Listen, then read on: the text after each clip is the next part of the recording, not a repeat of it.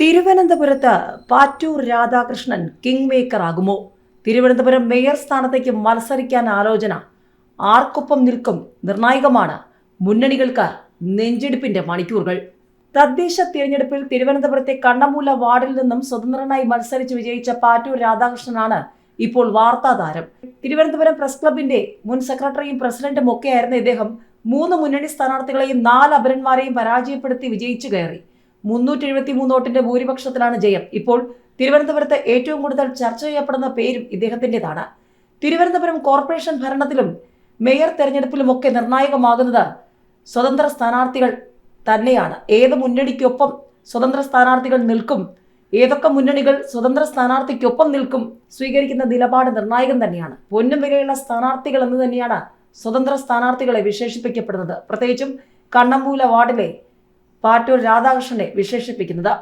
പാറ്റൂർ രാധാകൃഷ്ണന് 1215 വോട്ടും LDF സ്ഥാനാർത്ഥിക്ക് 842 വോട്ടും UDF സ്ഥാനാർത്ഥിക്ക് 702 വോട്ടും BJPക്ക് 514 വോട്ടുമാണ് ലഭിച്ചത്. ശക്തമായ വെല്ലുവിളി ഉയർത്തുമെന്ന് കരുതിയ അപരന്മാർ പക്ഷേ 65 വോട്ടുകൾ മാത്രമാണ് നേടിയത്. നാടിന്റെ വികസനത്തിന് വേണ്ടി പ്രവർത്തിക്കാനാണ് താല്പര്യമെന്നും ഏത് മുന്നണിയുമായി സഹകരിക്കണമെന്നുള്ളത് നാട്ടുകാരുമായി ആലോചിച്ച് തീരുമാനമെടുക്കുമെന്നും രാധാകൃഷ്ണൻ നേരത്തെ പ്രതികരിച്ചിരുന്നു. ഇപ്പോൾ പുറത്തുവരുന്ന വാർത്തകൾ അനുസരിച്ച് തിരുവനന്തപുരം കോർപ്പറേഷനിൽ മേയർ സ്ഥാനത്തേക്ക് മത്സരിക്കാൻ ഒരുങ്ങുകയാണ് പാറ്റൂർ രാധാകൃഷ്ണൻ. അങ്ങനെയെങ്കിൽ പാറ്റൂർ രാധാകൃഷ്ണനെ NDA പിന്തുണയ്ക്കുമോ? പാറ്റൂർ രാധാകൃഷ്ണനെ UDFും LDFും പിന്തുണയ്ക്കുമോ? UDFിനും LDFിനും കൂടി ആകെ 48 സീറ്റുകളാണുള്ളത്. സ്വതന്ത്രന്മാർ 2 പേർ, NDAക്ക് 50 സീറ്റ്. ഏതായാലും 50 സീറ്റുമായി NDA മേയർ സ്ഥാനാർത്ഥിയുമായി തിരഞ്ഞെടുപ്പിന് ഇറങ്ങുമെന്ന് വ്യക്തമാണ്. പക്ഷേ ഇപ്പുറത്ത് LDFും UDFും കൂടെ ചേർന്നാൽ 48 ഉണ്ട്. അങ്ങനെയെങ്കിൽ സ്വതന്ത്രന്മാർ 2 പേര് കൂടി ചേർന്നാൽ 50. വിഴിഞ്ഞത്ത് തിരഞ്ഞെടുപ്പ് ബാക്കിയുണ്ട്.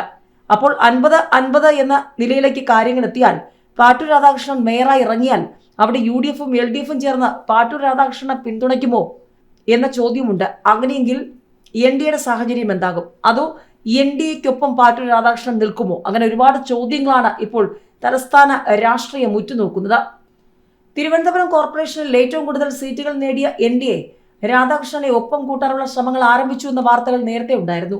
NDA ഏറ്റവും വലിയ ഒറ്റകക്ഷിയായെങ്കിലും സ്വതന്ത്രരായി വിജയിച്ചവരുടെ പിന്തുണ നിർണായകം തന്നെയാണ്.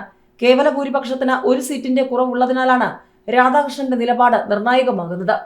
ഏതായാലും BJPയുടെ നീക്കത്തെ പ്രതിരോധിക്കാൻ CPM ശ്രമം തുടങ്ങിയിരുന്നു. ഇതിന്റെ ഭാഗമായി മന്ത്രി ശിവൻകുട്ടി പാറ്റൂർ രാധാകൃഷ്ണന്റെ വീട്ടിലെത്തി സന്ദർശിച്ചിരുന്നു. പിന്തുണ തേടി പലരും ക്ഷണിക്കുന്നുണ്ടെന്ന് പാറ്റൂർ രാധാകൃഷ്ണൻ വ്യക്തമാക്കുകയും ചെയ്തു. ജനങ്ങളുമായി കൂടി ആലോചിച്ച ശേഷം തീരുമാനം അറിയിക്കുമെന്നാണ് രാധാകൃഷ്ണൻ നിലപാട് പറയുന്നത്. NDAയിൽ നിന്ന് വിളിച്ചിരുന്നുവെന്നും എന്നാൽ ആർക്കൊപ്പം നിൽക്കണമെന്ന അന്തിമ നിലപാട് തീരുമാനിച്ചിട്ടില്ലെന്നും എല്ലാ കൗൺസിലർമാരും ഒരുപോലെയാണെന്നും പാറ്റൂർ രാധാകൃഷ്ണൻ വ്യക്തമാക്കിയിരുന്നു. പാറ്റൂർ രാധാകൃഷ്ണന് പുറമെ ഒരു സ്വതന്ത്രൻ കൂടി തിരുവനന്തപുരം കോർപ്പറേഷനിൽ വിജയിച്ചിരുന്നു. BJP അധികാരത്തിലെത്തണമെങ്കിൽ ഇവരുടെ 2 പേരുടെയും നീക്കങ്ങൾ നിർണായകമാണ്. ഇതിനിടയിലാണ് കിങ് മേക്കർ ആകാൻ പാറ്റൂർ രാധാകൃഷ്ണൻ ഒരുങ്ങുന്നു എന്ന വാർത്തകളും പുറത്തു വരുന്നത്. ഏതായാലും വരും മണിക്കൂറുകൾ കേരളത്തിലെ NDAക്ക് നിർണായകമാണ്. ഇടത് വലത് മുന്നണികൾക്ക് നിർണായകമാണ്. കേരളം ദേശീയ രാഷ്ട്രീയം പോലും ഉറ്റുനോക്കിയ തലസ്ഥാനത്തെ കോർപ്പറേഷൻ തിരഞ്ഞെടുപ്പിൽ നിർണായകമാകാൻ പോകുന്നത് സ്വതന്ത്രർ തന്നെയാണ്.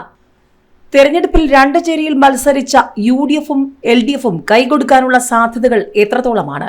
അങ്ങനെ കൈകൊടുത്താൽ 2 ഭാഗത്തു നിന്നും മേയർ സ്ഥാനാർത്ഥിയെ ഇറക്കിയാൽ ഒരുപാട് രാഷ്ട്രീയ ചോദ്യങ്ങൾക്ക് ഉത്തരം കൊടുക്കേണ്ടി വരും. പകരം പാറ്റൂർ രാധാകൃഷ്ണനെ LDFും UDFും പിന്തുണച്ചാൽ രാഷ്ട്രീയമായ ചോദ്യങ്ങൾക്കും അപ്പുറം LDFും UDFും ഒന്നിച്ചു നിന്നുകൊണ്ട് സ്വതന്ത്രനായ മേയറെ പിന്തുണച്ചു എന്നുള്ള ചർച്ചകളിൽ അതൊതുങ്ങും. ഇനി രാധാകൃഷ്ണൻ NDAക്കൊപ്പം നിന്നാൽ അല്ലെങ്കിൽ NDA രാധാകൃഷ്ണനൊപ്പം നിന്നാൽ മേയർ സ്ഥാനമോ ഡെപ്യൂട്ടി മേയർ സ്ഥാനമോ എന്ന ചോദ്യവുമുണ്ട്. ഏതായാലും വിഴിഞ്ഞവും നിർണായകമാണ് ഓരോ മുന്നണികൾക്കും. UDF വിമതനായി മത്സരിച്ച സ്വതന്ത്രൻ LDFിനും UDFിനും ഒപ്പം നിന്നാൽ 49. അതേസമയം പാറ്റൂർ രാധാകൃഷ്ണൻ NDAക്കൊപ്പം ചേർന്നാൽ 51. വിഴിഞ്ഞം തിരഞ്ഞെടുപ്പിൽ LDFോ UDFോ ജയിച്ചാലും ആ സഖ്യത്തിനൊപ്പം ചേർന്നാലും 50. അപ്പോൾ 50-51. അങ്ങനെയെങ്കിൽ NDAയിൽ വരുന്ന രാധാകൃഷ്ണന് എന്തായിരിക്കും NDA ഓഫർ ചെയ്യുക? ഡെപ്യൂട്ടി മേയർ സ്ഥാനമോ മേയർ സ്ഥാനമോ? ഇങ്ങനെ ഒരുപാട് ചോദ്യങ്ങളുണ്ട്. ആദ്യമായി തലസ്ഥാനത്ത് 50 സീറ്റിൽ വലിയ വിജയം നേടിയ NDA സ്വതന്ത്രന് മേയർ സ്ഥാനവും ഡെപ്യൂട്ടി മേയർ സ്ഥാനം കൊടുക്കാൻ തയ്യാറാകുമോ? ഇങ്ങനെ ഒരുപാട് ചോദ്യങ്ങളുണ്ട്. LDFും UDFും കൈകൊടുത്തില്ലെങ്കിൽ NDA തന്നെ സ്വാഭാവികമായും അധികാരത്തിൽ വരികയും മേയർ ഡെപ്യൂട്ടി മേയർ സ്ഥാനങ്ങൾ NDA തന്നെ കൈയാളുകയും ചെയ്യും. മറിച്ചാവുകയാണ് സ്ഥിതിയെങ്കിൽ സ്വതന്ത്ര കാര്യങ്ങൾ തീരുമാനിക്കും. ഏതായാലും പാറ്റൂർ രാധാകൃഷ്ണന്റെ നിലപാട് നിർണായകം തന്നെയാണ്. UDF വിമതനായി മത്സരിച്ച് ജയിച്ച മറ്റൊരു സ്വതന്ത്ര സ്ഥാനാർത്ഥിയുടെ നിലപാടും നിർണായകമാണ്. ആ സ്വതന്ത്രൻ UDF LDFിനൊപ്പം ചേരുമോ അതോ NDക്കൊപ്പം പോയാലും ചിത്രം മാറും. ഏതായാലും LDFും UDFും ചേർന്ന് രണ്ട് സ്വതന്ത്രന്മാരെ ചേർത്ത് നിർത്തിയാൽ NDക്ക് തലസ്ഥാന ചരിത്രത്തിൽ ആദ്യമായി കോർപ്പറേഷൻ ഭരണം എന്നുള്ളത് സ്വപ്നമായി മാറും. വിഴിഞ്ഞം കൂടി നേടിയാൽ പിന്നെ പറയുകയും വേണ്ട. അതല്ല മറിച്ചാണ് സ്ഥിതിയെങ്കിൽ, സ്വതന്ത്രരുടെ നിലപാട് NDക്ക് അനുകൂലമെങ്കിൽ പിന്നെ കണ്ണടച്ച് NDക്ക് മുന്നോട്ട് പോകാം. ഏതായാലും നിർണായകമായ സ്ഥാനങ്ങൾ നൽകാതെ സ്വതന്ത്രർ NDക്കൊപ്പമായാലും LDFിനും UDFിനൊപ്പമായാലും നിൽക്കില്ല എന്ന് വ്യക്തം. ഇപ്പോൾ ഒരു മുന്നണിയുടെ ഭാഗമല്ലാതെ സ്വതന്ത്രനായി ഇത്രയും പിന്തുണയോടെ വന്നതാണ്. എങ്കിലും നഗരസഭയിൽ എന്തായിരിക്കും ചെയ്യാൻ പോകുന്നത്? ഇല്ല, ഇതിനെക്കുറിച്ചൊന്നും ആലോചിച്ചിട്ടില്ല. ഇനി എന്നെ സംബന്ധിച്ച് ഈ വാർഡിൻ്റെ പ്രവർത്തനങ്ങൾ സജീവമായി കൊണ്ടുപോകുന്നതിന് എല്ലായിടത്തു നിന്നുള്ള സഹായം സ്വീകരിക്കുക എന്നുള്ളതാണ്. ആർക്കെങ്കിലും പ്രത്യേകിച്ച് പിന്തുണ കൊടുക്കുക, അല്ലെങ്കിൽ അവരുടെ പിന്തുണ വാങ്ങുക, അല്ലെങ്കിൽ ഏതെങ്കിലും പദവികൾ സ്വീകരിക്കുക, അങ്ങനെയുള്ള ലക്ഷ്യങ്ങളൊന്നും ഇക്കാര്യത്തിലില്ല.